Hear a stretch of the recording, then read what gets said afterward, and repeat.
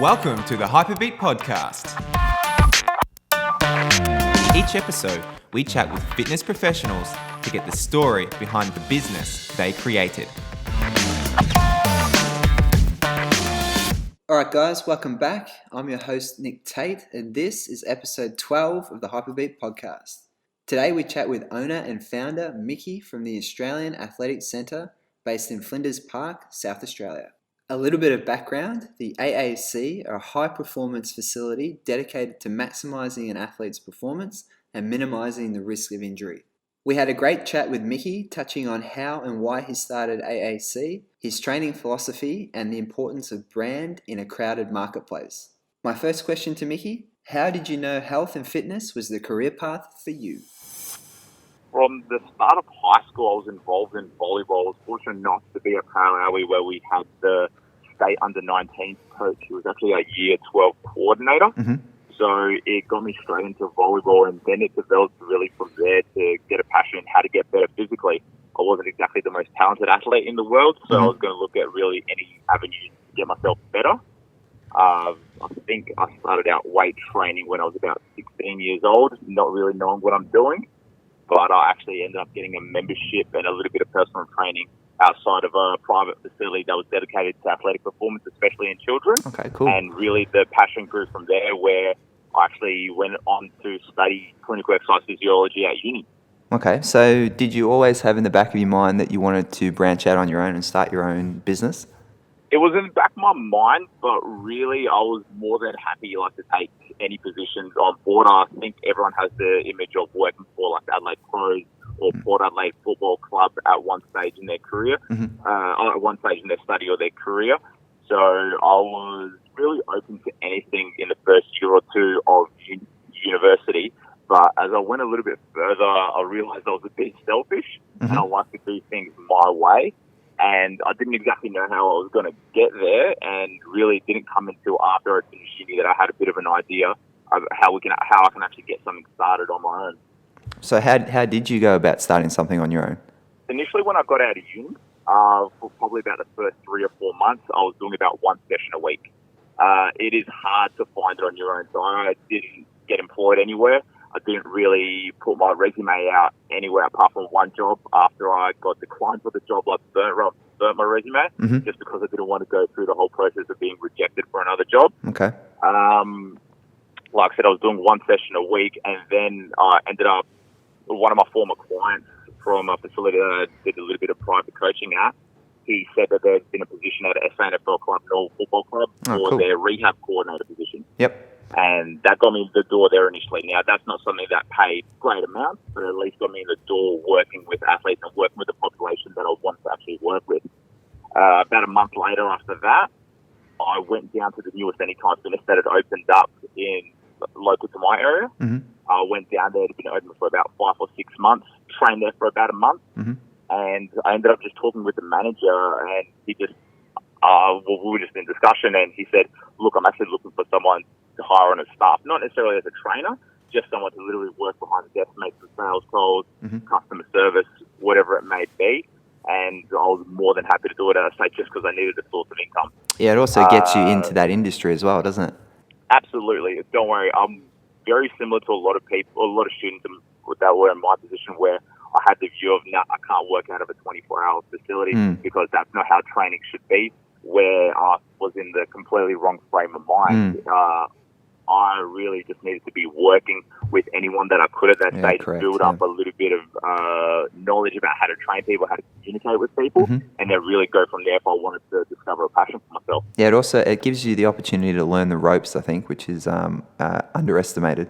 The thing is, anyone that you work with, whether in general population, you're going to be doing very similar things with an athlete, just to a high degree and a higher level, which honestly, going to learn more out of working with your average Joe than you will with your athlete any day of the week, because they've got their own problems in their personal life, or they might have a financial crisis, whatever it may be, but they're still coming in and dedicating themselves to training, whereas someone just going to school might have their own personal battles, but it's probably nowhere near the extent of someone that's probably got a family, working a full-time job, and probably sleeping little to nothing throughout the week. Yeah.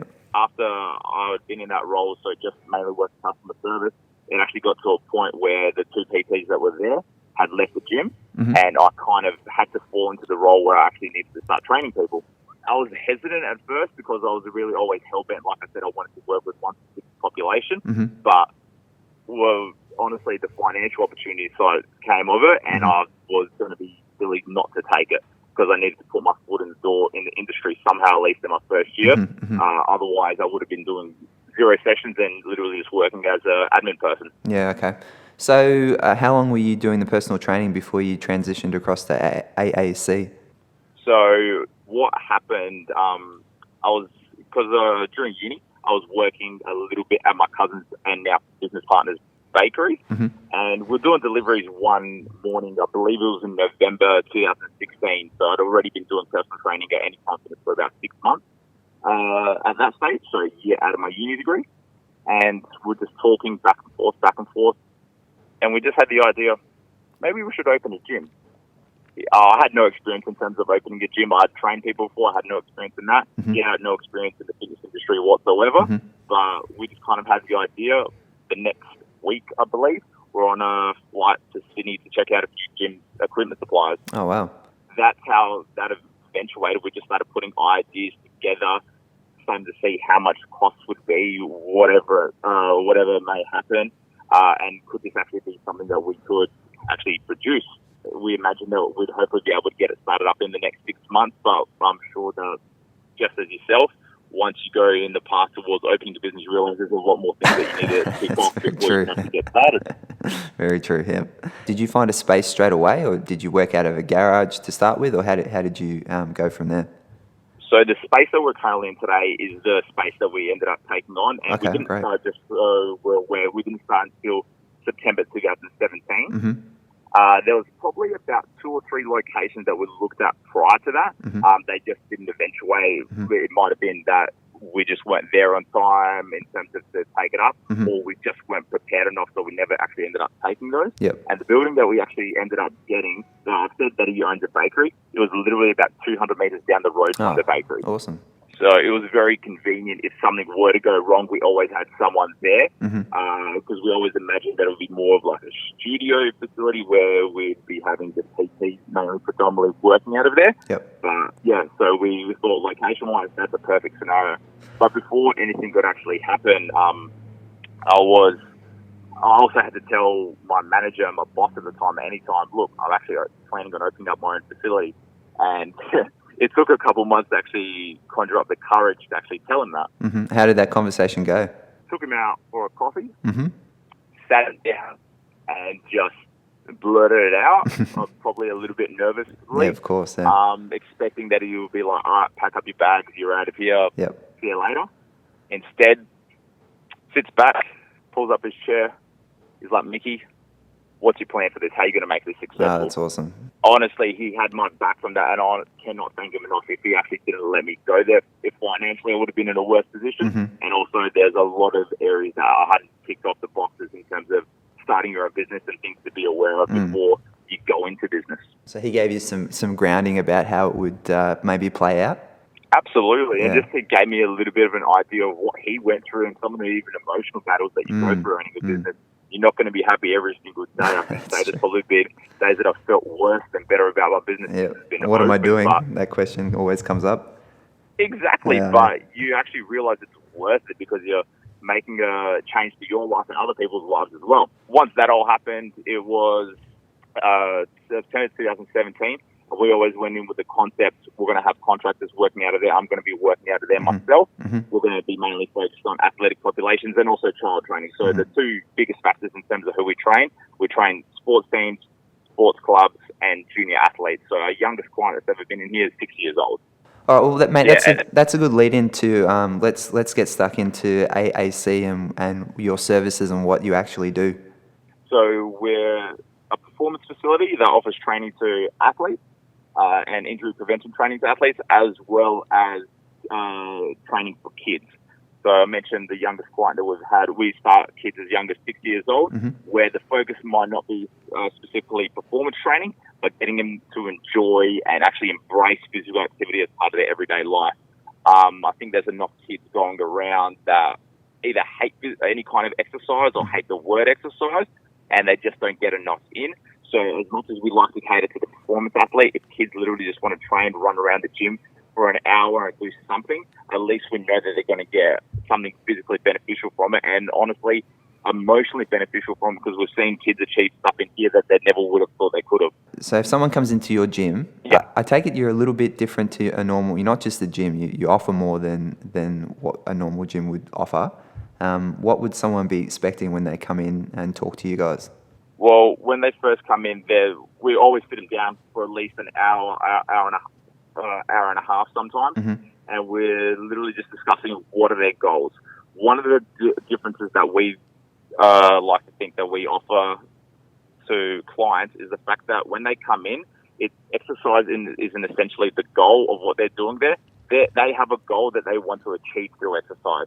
So we want to know, first of all, why they're actually coming there and how we're going to go about achieving it. We're going to set out a plan for them. If they're a performance athlete, they're going to go through a battery of tests to see how fast they can run, to see how high they can jump, and to see how agile they are. We use a bit of specialized equipment that measures all of that. And then if they're looking for an injury prevention service, we offer exercise physiology services where they can also get health fund rebates. So I don't think too many places offer that, especially in the sporting field. Yeah, it's quite unusual. Yeah, so we try and make sure that and most of our clients, I would say, probably start injured, but then they realise the benefits of getting them back onto the field through exercise, and then also maintaining what they've already built up so they don't get hurt themselves again. I think a lot of people would be interested to know if they're starting themselves or they're thinking about starting themselves. How did you actually go about getting your initial batch of clients? Did you bring some people across from any time, or did you know some people through your sporting connections to bring them in? How did you let them know what you were doing and get them involved in it? Now, this is a bit of hit and miss about business, and I think you know this. You start off with an idea, and then you realise it's a good idea, but you also need to do something else different.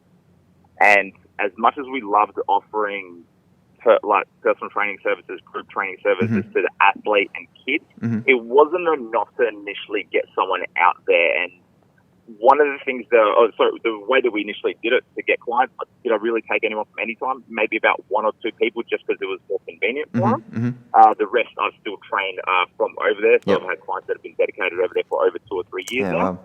Wow.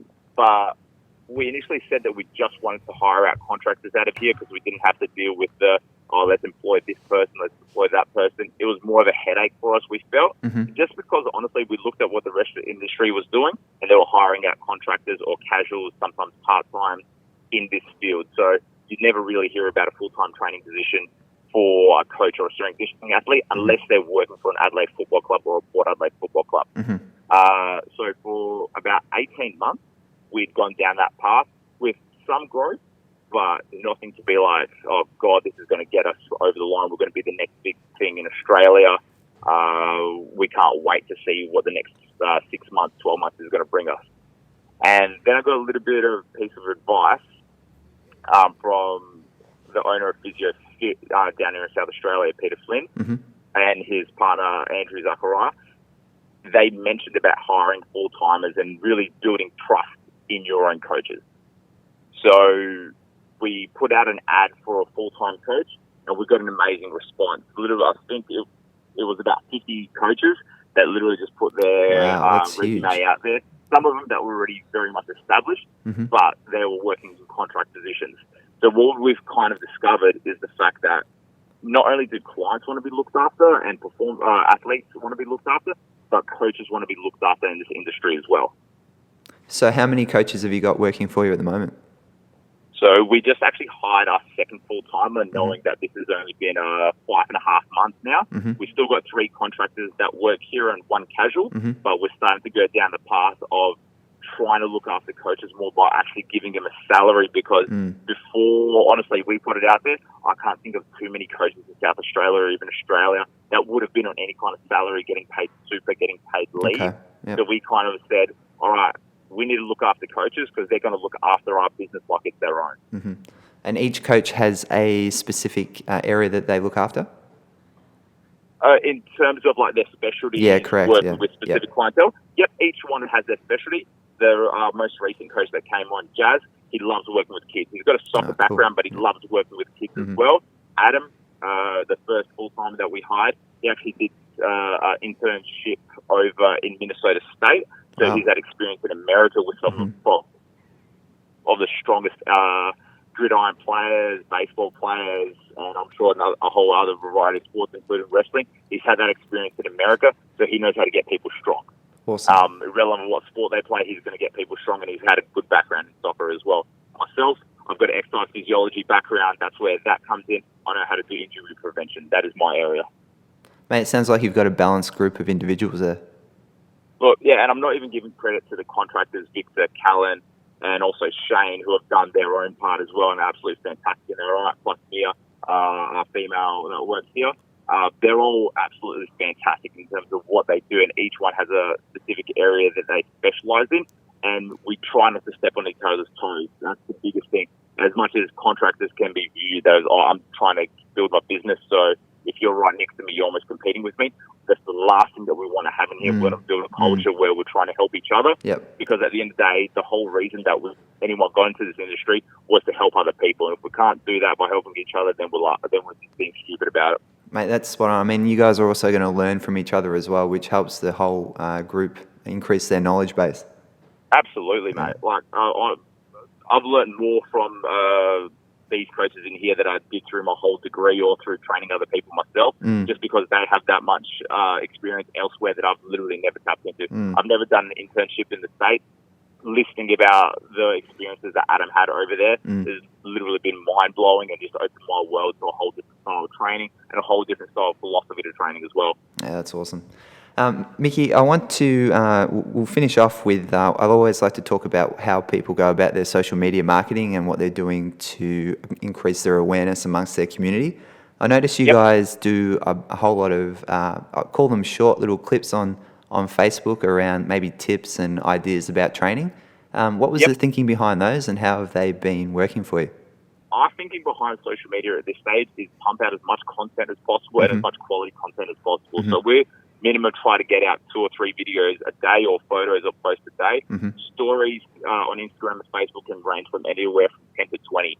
Unfortunately, when we started in 2017, it might have been even earlier than that Facebook and Instagram implemented it. You pretty much had to pay for all advertising rights, and that's how their algorithm worked when we initially went in there. It's not necessarily who follows your page. It's about who can put out the most content on there or who can pay for their content to be out there the most. Unfortunately, we're not working off the budget of Nike or Under Armour or anything like that. No. So us putting in whole days of work or even a week's work to make one quality video is probably the most wasteful time that we can, because we're going to be looking at targeting one particular audience through one video. Instead, we're going to have focuses 100%, but we're going to be pumping out as much content as possible on Instagram, because even if people aren't liking it, people are going to be seeing it. They're going to be scrolling through their phones. I can't remember the amount of hours people spend on their phone, but I'll probably spend double what the average person would be on their phone. It's literally scrolling through Instagram and finding stuff. You just got to be pumping out as much content as possible, just because pumping out one piece of content a day, that's nowhere near enough. You need to be doing 2 or 3, sometimes even 4. We're probably not doing enough how much we're going at the moment. I think a lot of people have listened to Gary Vee over YouTube, I think everyone, Facebook and Instagram. Yeah, definitely. I would love to count the number of videos he's released, and some of them that probably doubled up in the last year or so. Yeah, he's also got a full team of people creating that content for him. I mean, people like you and myself with our business, we're a relatively small team, and we're you try and just capture things around you, keep it raw, keep it fast. Absolutely. I'd love to show you a bloopers video of all the videos that I've done and absolutely butchered. They're you should put it up, mate. Put it up, post them one day. Put it up, yeah, definitely. Oh, I can't wait to put them up. But literally, there is that much content on my phone, because I'll be like, that looks pretty cool. It's nothing out of this world. I'm going to film it. I'm going to say, that looks hilarious. But I'm going to film that. Or it might be just, all right, it's Monday morning. How many people are up on a Monday morning wanting to work out, not wanting to work out? You know what? Let's let them know that we're open, that we might be wanting to work out. People wake up around their phone. If you're not having some piece of content at 6 or 7 a.m. in the morning, first bit when they wake up, you're missing out an opportunity when people are first there and be like, hey, I could be at the gym at the moment, but no, I'm just looking at my phone. Mate, I think you've got, as you were talking about before, with all those coaches and that knowledge base, the idea of putting up little tips about training and how to improve your overall training, I think is a really smart way to play it.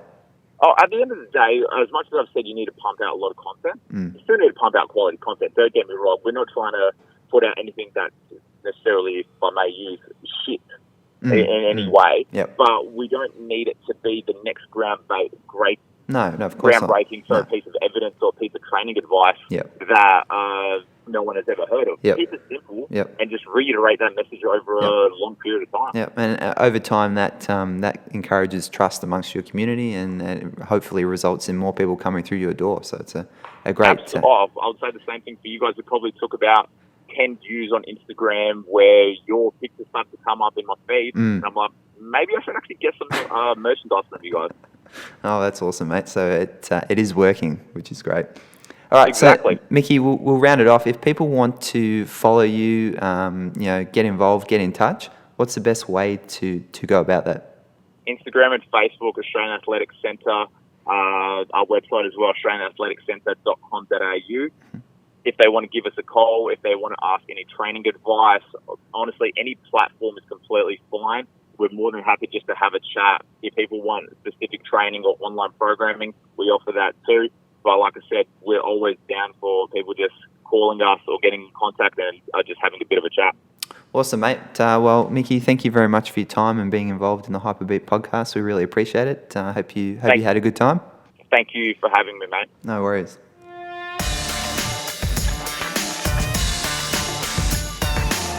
If you'd like to be involved in an episode of the Hyperbeat podcast, send an email to info@hyperbeat.com.au or contact us through our social media channels.